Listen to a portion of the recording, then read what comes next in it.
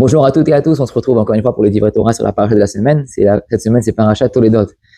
Les Divrei Torah seront les Nishma, notre père Rabbi Moshe Shlomo ben Reuven, Zichronot et Bekadosh Livracha, et aussi pour Rabbi Avraham ben Reuven, Zichronot et Bekadosh Livracha. Cette semaine, paracha Toledot, c'est pas quelque chose que je veux dire très souvent, mais paracha Toledot, je pense que c'est une des parachiotes qui est très très très difficile à comprendre.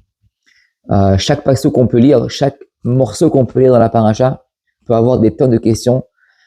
La paracha, elle a l'air vraiment incompréhensible. Et aujourd'hui, je voudrais essayer de partager avec vous ces morceaux-là qui ont l'air d'être incompréhensibles. Et si Dieu veut, Bezrat Hashem, à la fin du shiur, on aura une meilleure vue de la paracha. On va commencer avec la plus grande question, on appelle ça on va dire la question à $1 million ou à $1 million de shekel, je sais pas. Mais la grande question est, comment est-ce que c'est possible que Yitzhak Avinu, qui était considéré comme un gadol hador, qui était considéré comme un homme très intelligent, c'est une personne qui a pu passer sous la Hakeda. Il est parti après la Hakeda, il est parti au Gan Eden pendant 3 ans avant de se marier avec Rivka. On ne parle pas de quelqu'un de tamim, quelqu'un de simple. On parle de quelqu'un qui comprend tout ce qui se passe autour de lui. Et comment est-ce que c'est possible que Esav, qui était une personne rachat depuis sa naissance, Esav n'a jamais été un tzaddik et après il a dit bon allez je vais partir du derrière, je vais m'en aller un petit peu, je vais faire un tour. Non, Esav depuis qu'il est né, c'est une personne qui est rachat merusha. Comment est-ce qu'il a pu travailler sur son père et faire croire à son père que c'était lui le plus grand tzaddik, et donc Yitzhak se doit de donner les brachot à Esav et non à Yaakov qui lui en fait le grand tzaddik. Même si tu vas me dire que Yitzhak était aveugle, il ne voyait plus à la fin de ses jours, disons qu'il ne voyait plus depuis 20 ans, 30 ans, 40 ans, 50 ans, on ne parle pas d'une personne qui ne comprend pas ce qui se passe autour. Yitzhak, même si tu es aveugle, tu peux comprendre tout ce qui se passe, tu peux savoir à un certain moment que Esav n'est pas la personne que tu crois. Donc comment est-ce que Yitzhak a pu se faire avoir par son fils pendant tellement de temps, sans rien comprendre, jusqu'à tel point qu'il a décidé de donner les brachot à Esav et non à Yaakov.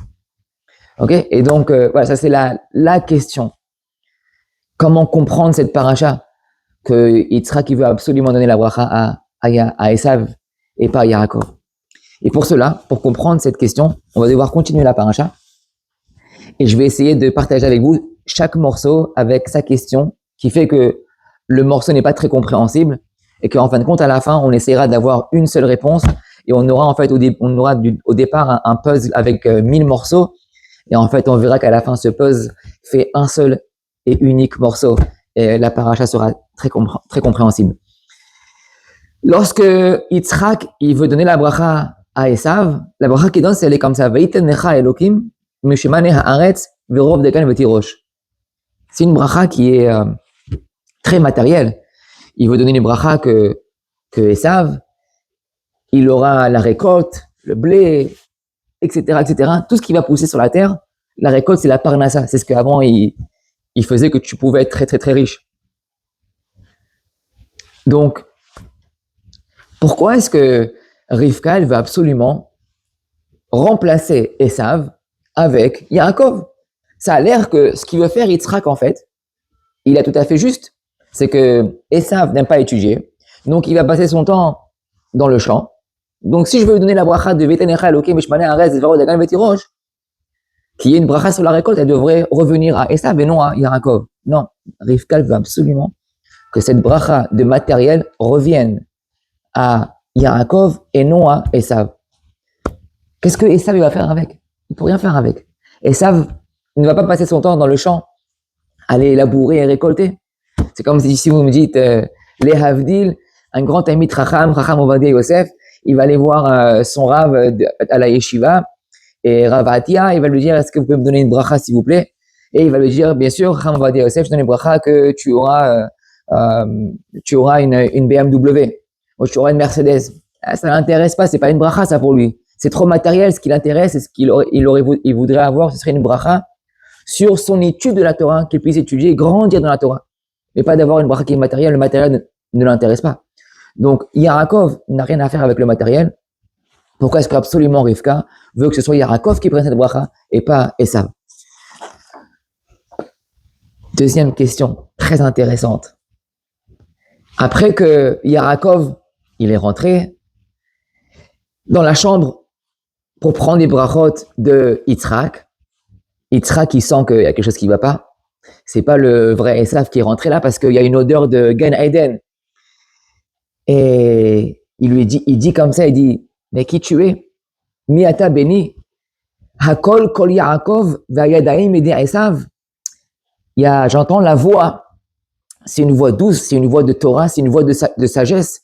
C'est la voix de Yaakov, mais les mains, ce sont les mains de Esav, les mains qui travaillent, les mains du business. Donc, ça a l'air que Yaakov, il est très méboulba, comme on dit en hébreu, méboulba, il est très confus. Donc, qu'est-ce qu'il fait? Juste après qu'il a marqué Hakol Kol Yaakov Vayadaim Ede Esav, ça a l'air que Yitzhak est très très confus. C'est quoi? La Torah nous dit juste après Vayvarechehu. Et il a fait la bracha à Yaakov. Je comprends pas. Si tu es confus, pourquoi est-ce que tu donnes la bracha? On a un klal qu'on dit ça dans la halacha. Si tu sais pas quoi faire avec tes brachot, ça fait que brachot les hakel.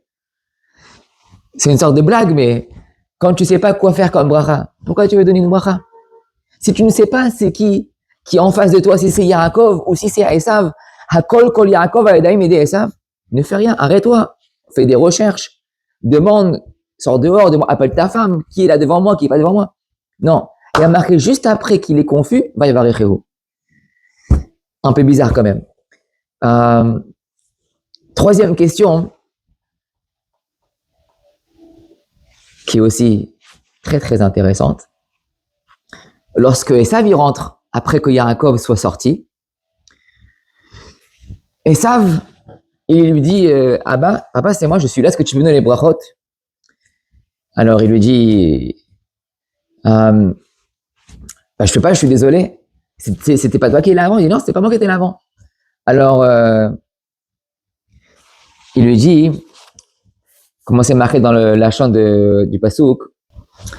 Et donc il rentre le pasouk, il dit comme ça, Vayecherad Yitzhak harada gadolan meod. Vayomer mi'efo hu asat tzadit vayaveli vayuchal mikol beterem tavo vayaverechu gabaruch yeh. Il dit, quelqu'un qui m'a emmené juste avant, de quoi manger, je leur ai donné la bracha.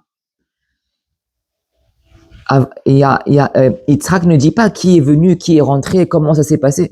Il lui raconte, il y a quelqu'un qui est venu juste avant, qui a pris les brachot. Qu'est-ce qu'il dit Esav? Kishmo Esav est devrait aviv, lorsque Esav il écoute les paroles de son père.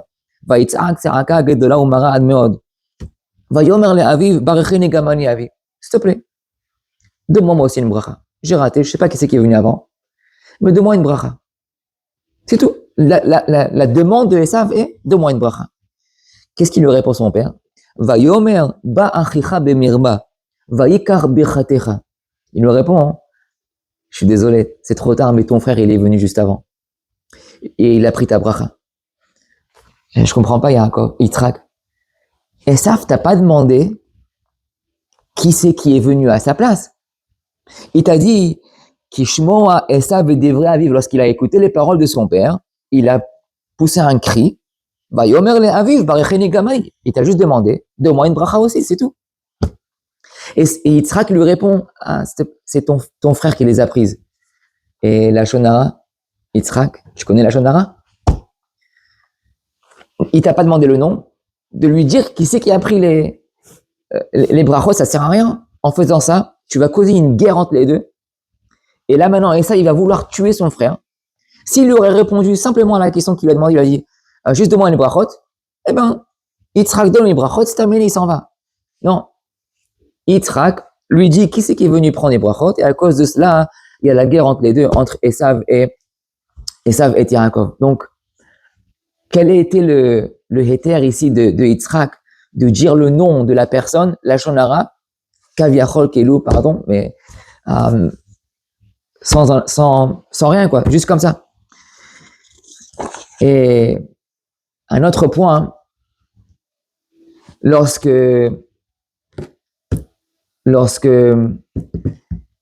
Esav, il écoute que c'est son frère qui lui a pris les brachot. La réaction de Esav a été, le pasteur qui dit, Vayomer achi kara shemo Yaakov, vayakeveni ze pa'amayim, et bechorati lakar, veine ata lakar bechati.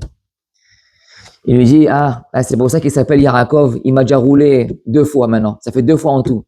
La première fois, c'était il y a 13-15 ans, lorsqu'il m'a pris la Bechora, et maintenant la deuxième fois, lorsqu'il me prend ma bracha. Ça veut dire quoi ça? Il t'a jamais roulé pour la première fois, pour la Bechora? Vous avez eu un deal ensemble, tu veux les lentilles, la lentille de soupe que je te les verse dans la bouche, tu m'as dit en échange, je te donne ma Bechora parce que tu en voulais pas. Donc on a eu un échange, on a fait un deal, c'était un business. C'était pas que Yaakov, comme dans cette bracha ici, que Yaakov il a dû faire une ruse pour prendre la place de Esav dans la bracha. C'était une transaction qui était faite entre 2 personnes assises devant une table. Tu veux oui, tu veux pas non. Et vous avez signé un accord que la Bechora elle va chez Yaakov et Yaakov va lui donner à manger dans la bouche. Donc pourquoi est-ce que ici Esav il dit Vayakeveni pa'amayim, il m'a roulé 2 fois. Non, c'était pas 2 fois, en fait, c'était juste une seule fois. Et on va terminer avec la dernière question. Pourquoi est-ce que lorsque Rivka va voir Yaakov, elle lui dit, il va falloir que tu mettes les habits de Esav, il y a marqué, on appelle ça les bigdei chamoudot. Et les bigdei chamoudot, il y a marqué al yadav ve'al tzavarav. L'habit qu'il a mis, ce n'était pas un habit qui couvrait tout le corps. Elle lui a demandé de mettre les habits pour couvrir les mains et pour couvrir le tsavar, pour couvrir le cou. Pourquoi est-ce que Rivka demande à Yaakov cette demande qui a l'air d'être un peu bizarre, de vouloir couvrir les mains et de vouloir couvrir le cou, comme c'est marqué dans le pasuk. Il y a marqué Vatika Rivka et bigdei Esav beina gadol hachamudot. Et il y a marqué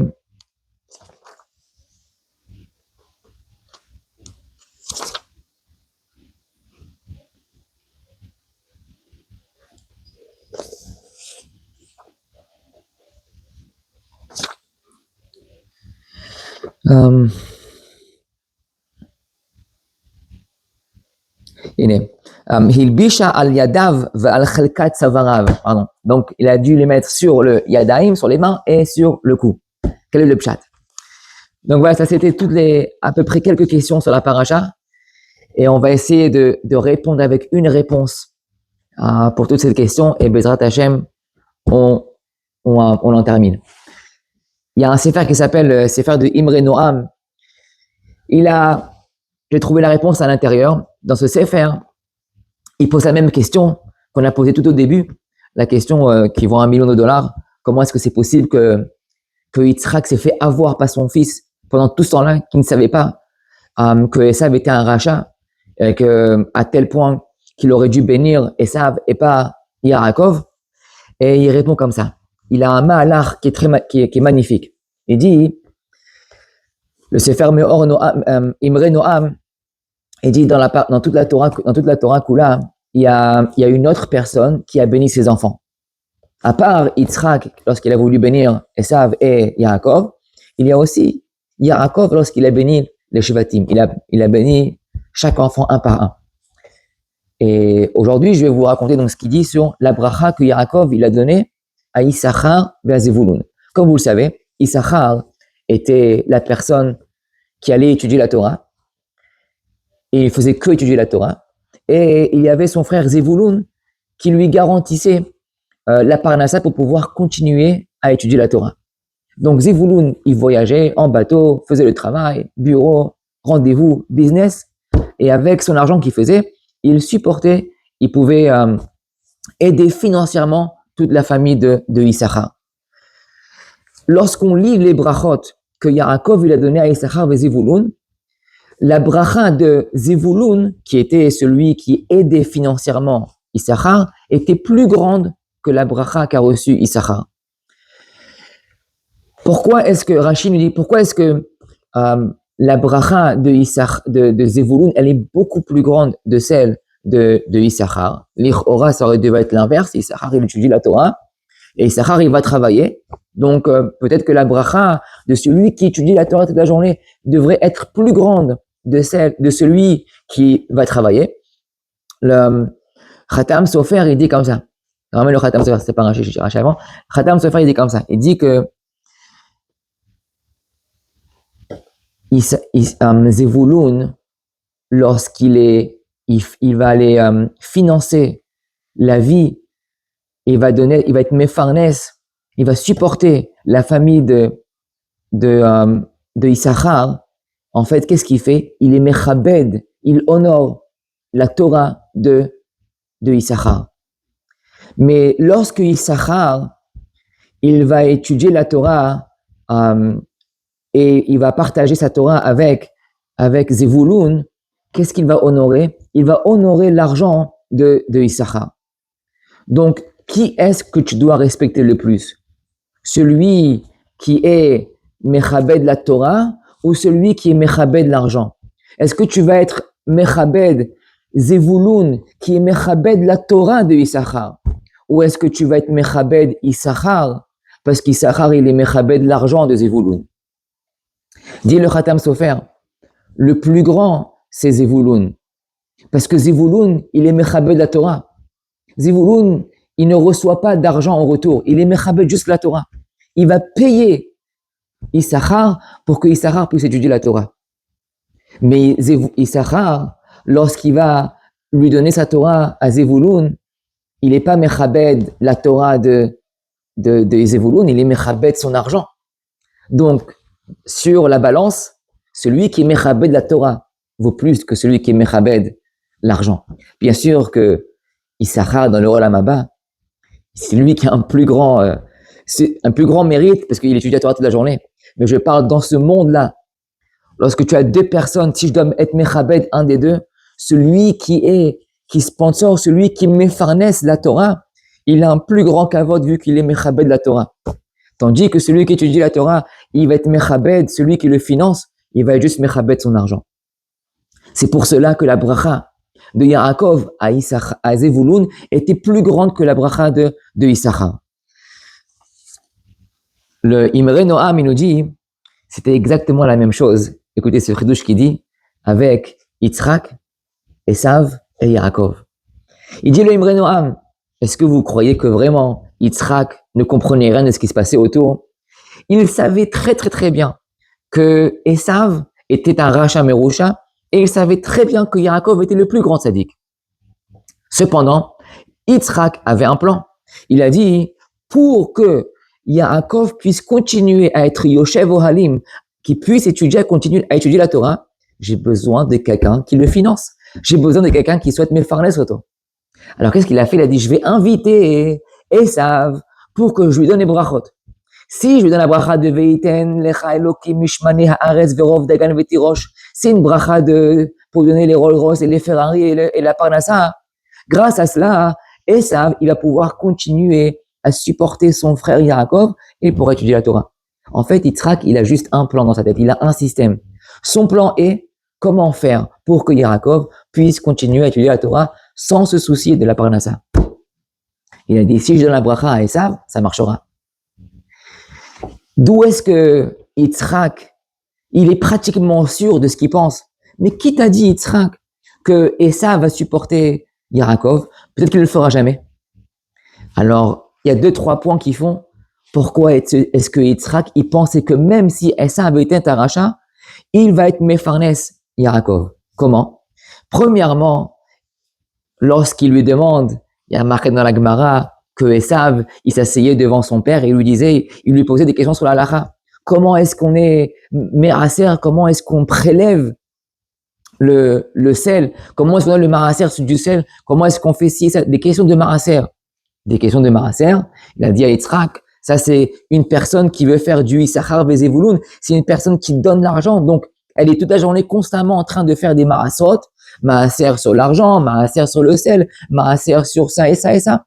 Donc, il s'est dit, Yitzhak, c'est sûr que mon fils, bien qu'il soit un rachat, mais il donne le maraser. Donc, s'il fait le maraser, c'est qu'il donne l'argent à Yaakov. Deuxièmement, il y a marqué Vayehav Yitzhak et Esav kitsaïd befiv. Est-ce que vous avez déjà essayé de comprendre cette phrase que Yitzhak il aimait son fils kitsaïd befiv parce qu'il avait dû manger dans la bouche? Depuis quand est-ce qu'un père il aime son fils parce qu'il mange?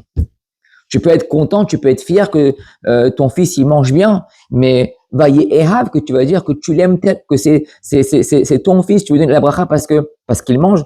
C'est quoi? Kitsaïd befiv. Et là, le pshat est qui est comme ça. C'est quoi Kitsaïd befiv? Que Yitzhak, ça c'est un très grand chidouche que je ne savais pas, mais Yitzhak, on savait très bien que Yitzhak, il étudie la journée, il étudie toute la journée. On n'a jamais vu Yitzhak aller chasser ou travailler dehors. Qui est-ce qu'il dit le Imre Noam? Qui est-ce qu'il supportait? Qui c'est qui a été Mefarnes? Yitzhak toute la journée. Comment est-ce que Yitzhak il mangeait? Il dit le Imre Noam, Esav, c'était lui qui supportait, c'était lui qui était Mefarnes, Yitzhak. Alors il s'est dit, Yitzhak, si mon fils Esav, qui est un rachat, qui n'est pas tzaddik, qui n'est pas Yoshev Ohalim, il me supporte à moi, donc c'est vadaï que lorsque je vais mourir, il va vouloir continuer ce que moi je faisais en supportant, en étant avec Mefarnes, son frère Yaakov. Donc il a dit, ça n'a rien à voir avec rachat ou pas rachat, moi j'ai besoin que Yaakov puisse continuer à étudier la Torah, et pour cela, Esav doit recevoir la bracha qui est du matériel pour pouvoir aider son frère.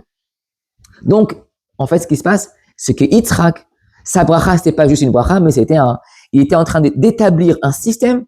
Comment est-ce que l'Amérique, les grandes nations qui sont goïm, qui viennent de Esav, vont pouvoir envoyer des dollars toute la journée au yeshivot en Eretz Israël?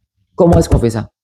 Et donc, en donnant la bracha à Esav, qui est Edom, qui est l'Amérique, qui est toutes ces grandes nations, en leur donnant la bracha, ils pourront envoyer des dollars au yeshivot en Eretz Israël. Ça, c'était le but, la matara de Yitzhak. Donc, on répond à la question, Esav n'a jamais pu ruser son père, vu que son père savait très bien qui il était. Il pensait juste que, la même manière que Esav aidait son père à étudier la Torah, donc il l'aurait fait aussi avec Yaakov.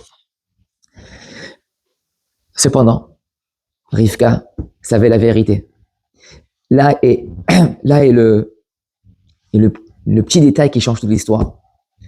Rivka savait très bien que son mari se trompait. D'où est-ce qu'elle savait? Elle savait en fait depuis le départ, elle savait que Esav n'avait jamais l'intention d'aller aider son frère Yaakov. Oui, Esav aurait pu aider le père Yitzhak à étudier la Torah, mais de continuer avec Yaakov, il ne le fera jamais. Elle le savait depuis le départ. Lorsqu'elle est partie voir Shem Ve'ever, lorsqu'elle était enceinte, elle voulait savoir qu'est-ce qui se passe avec les enfants dans le ventre. Et les Chachamim lui ont dit comment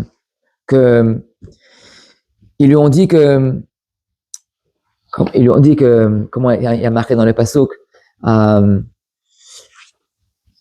y a marqué Ul'om mil'om ye'ematz.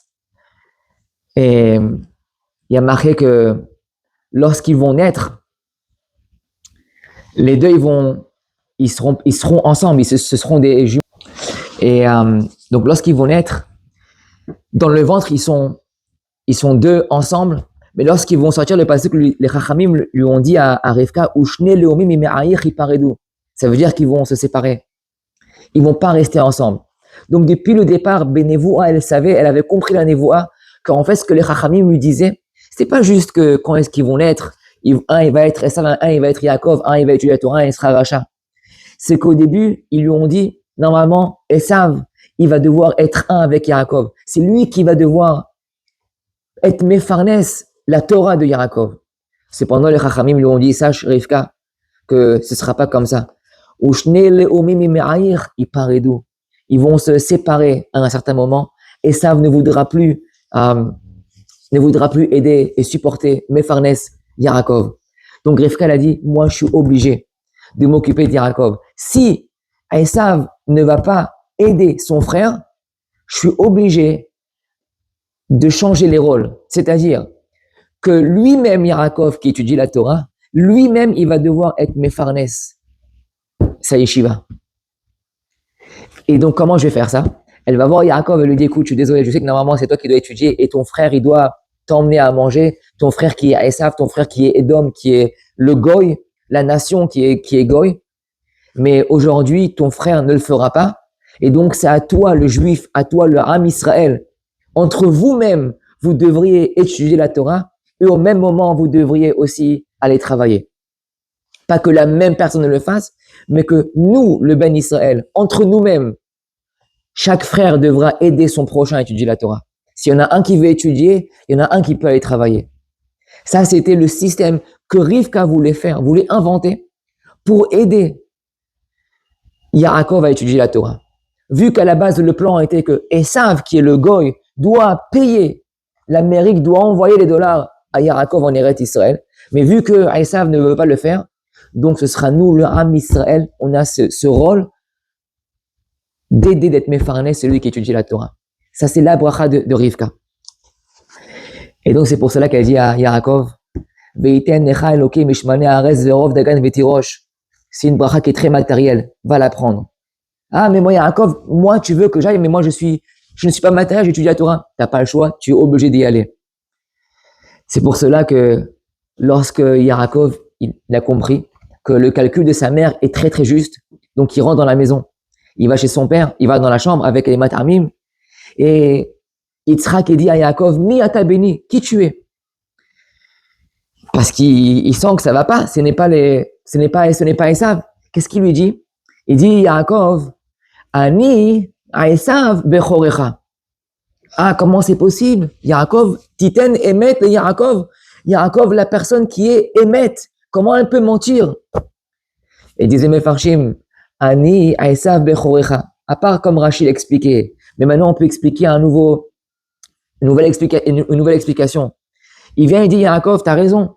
Toi, tu voulais que Esav soit la personne qui me supporte, la personne qui soit Mefarnès aussi.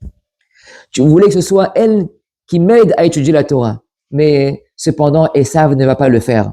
Donc, qu'est-ce qu'il vient de faire? Yaakov, il dit, tu sais pourquoi je suis rentré ici aujourd'hui? Parce que Ani Esav bechorecha. Aujourd'hui, j'ai un nouveau rôle. J'ai un nouveau rôle qui est que je dois être aussi le Esav. Donc, Ani, Esav bechorecha, à part le Yaakov que je suis, que j'étudie la Torah, je dois aussi être le Esav. Je dois aussi être celui qui me supporte. Je dois être celui qui est Mefarnès et Tatsmi. Et donc, lorsqu'il écoute ça, Yitzhak, il comprend. Il dit, Hakol kol Yaakov vayadaim ede Esav. On a demandé la question, comment c'est possible? Tu as un safek, si c'est Yaakov et si c'est Esav, et tu les bénis. Pourquoi les bénir si tu ne sais pas qui c'est? Si tu as un doute, ça fait brachot lehakel. Et là, le pshat, il dit le Sefer Meor Imre Noam, il dit, lorsque Yitzhak, il dit, Hakol kol Yaakov vayadaim ede Esav, c'était pas qu'il avait un safek. Il lui dit, maintenant j'ai compris, Yaakov, tu veux être toi le Esav? Il n'y a pas de problème. Tu veux être le Yaakov et le Esav. Hakol kol Yaakov. La voix de Yaakov qui étudie la Torah. Vayadaim ede Esav. Et tes mains, Yaakov, seront ceux qui emmènent la parnassa. C'était un psak halacha. C'est un nouveau psak. Jusqu'à maintenant, Yaakov étudie la Torah. Et Esav, c'était celui qui emmenait la parnassa. Aujourd'hui, vu que Esav ne veut pas aider, le Goy ne veut pas aider le Juif, donc le Juif lui-même, c'est lui qui va étudier et aussi être Mefarnès et Tatsmo. Hakol kol Yaakov adem ede Esav, vayvarechehu. Et donc Yaakov a été mevarech son fils, et Yitzhak a été mevarech son fils Yaakov, vayadaim ede Esav. Et cela n'a jamais été un doute pour son père. Donc maintenant le juif, il a un nouveau rôle. On doit assumer le rôle d'étudier la Torah, et on doit assumer le rôle d'emmener la parnassa. Lorsque Esav il est rentré, et il dit, quoi, c'est mon frère qui a pris les brachot. Et là, on a demandé la question, pourquoi est-ce que Esav il dit, ah, vayakeveni paramaim, il m'a déjà eu une fois avant, maintenant c'est une deuxième fois. Parce qu'en fait, lorsqu'il a donné la Bechora, lui, qu'est-ce qu'il s'est dit à Esav? C'était quoi son calcul dans la tête? Il a dit, moi, je vais faire quoi avec la Bechora? Moi, toute la journée, je fais du travail, j'étudie la Torah. Moi, toute la journée, je travaille et je fais de l'argent. Je n'ai rien à faire de la Bechora, ça me sert à rien, je n'irai jamais au Beth Amikdash, je ne serai jamais un Bechor qui travaillera au Beth Amikdash. Donc, je vais la donner à Yaakov. Et ça, il s'est dit, et moi, je fais de l'argent. et après, je vais recevoir l'argent de mon père, parce qu'il va croire que moi, je vais être Mefarnes Yarakov, mais moi, je vais bien rouler Yarakov, je lui donnerai rien du tout. Donc, lorsqu'il est rentré dans la chambre, et il écoute que son frère lui a pris même la bracha, donc il dit les mafria, les mafria, il lui dit que moi, j'ai pensé vous rouler il y a 13 ans, il y a 15 ans, j'ai pensé vous rouler en donnant la Bechora à Yarakov et que moi, je ne donnerai jamais l'argent à mon frère. Donc, aujourd'hui, qui m'a pris la Bechora et qui m'a pris l'argent, va Yarakov venir par Amaï. Ça, c'était le plat de Esav. Donc, lorsque on a demandé une des questions, c'était comment est-ce que maintenant, est-ce que Yitzhak, il a pu dire du Lachon Hara à propos de son fils? Esav, il n'a jamais demandé qui a pris la bracha. Il a juste demandé, donne-moi une bracha. Pourquoi est-ce que Yitzhak, il lui a dit, ton frère, il a pris la bracha, c'est trop tard. Et là, le plat, il est comme ça. Une fois que Yarakov, il a pris la bracha, donc non seulement que Yarakov, il est kol Yarakov, ve'ayadaim et Esav, donc il va faire tout, il aura l'argent et la Torah. Yitzhak, il est rentré dans un sorte de safek. Comment est-ce que Yarakov lui-même, il va pouvoir faire les deux? Comment est-ce que tu peux étudier la Torah et avoir tellement d'argent? Si tu as tellement d'argent, tu pourras pas étudier la Torah. Si tu étudies la Torah, tu pourras pas avoir tellement d'argent. Donc ça peut se faire, mais c'est très dur à faire. Donc il a dit, qu'est-ce que je vais faire? Je vais dire du Lachon Hara. Et la lacha, dans les Chot Chafetz Chaim, si tu dis du Lachon Hara, les To'ilet, tu as une bonne raison pour laquelle tu dis du Lachon Hara, c'est pour aider quelqu'un. Dans ce cas-là, tu peux dire du Lachon Hara. Donc ça c'est en deux mots la lacha, on va pas rentrer dans les détails, mais en deux mots, si c'est du Lachon Hara, les To'ilet, on a le droit de le raconter. Donc il a dit, Yitzhak, mon fils m'a pas demandé qui a pris les brachot. Mais moi, je veux pas que mon fils, il ait juste tout pour lui-même. Donc, qu'est-ce que je vais faire? Je vais raconter du Lachon Hara que c'est son frère qui lui a appris. Et donc, qu'est-ce qui va se passer? Esav, il va vouloir aller tuer son frère. Qu'est-ce qu'il va faire, Yarakov? À cause de cela, il va devoir prier constamment à Hachem. Sauve-moi des mains de Esav. C'est exactement ce qui s'est passé. Qu'est-ce qu'il a fait, Yarakov, juste après? Il est parti étudier dans la yeshiva de Shem Ve'ever pour 14 ans. Si Yitzhak n'aurait jamais raconté ce Lachon Hara, Yarakov ne serait jamais parti à la yeshiva pendant 14 ans. Donc, le mérite de Yitzhak de dire ce Lachon Hara était de causer, était de pouvoir aider son fils Yarakov à ne pas juste être concentré sur l'argent, mais de pouvoir penser à étudier la Torah et à prier à Hachem. Tant que nous aurons Esav qui seront autour de nous, Esav sera la personne qui fera qu'on sera toujours au Beth Midrash. On voudra toujours prier à Hachem et toujours étudier la Torah. Donc, ce Lachon Hara n'a jamais été de Lachon Hara qui était une Avera, mais une Lachon Hara qui était en fait une mitzvah. Et donc, si on récapitule en conclusion toute l'histoire, c'est qu'en fait, Yitzhak n'a jamais été dupé, s'est jamais fait avoir par son fils Esav. Yitzhak savait très bien que Esav était une personne qui était un rachat, mais il pensait que Esav allait tenir son rôle, qui était de subvenir aux besoins de Yaakov qui étudie la Torah. De la même manière que Esav subvenait aux besoins de Yitzhak lui-même, qui pouvait étudier la Torah et avoir son fils qui l'aidait. Donc il pensait que Esav allait faire de même pour Yaakov. Cependant,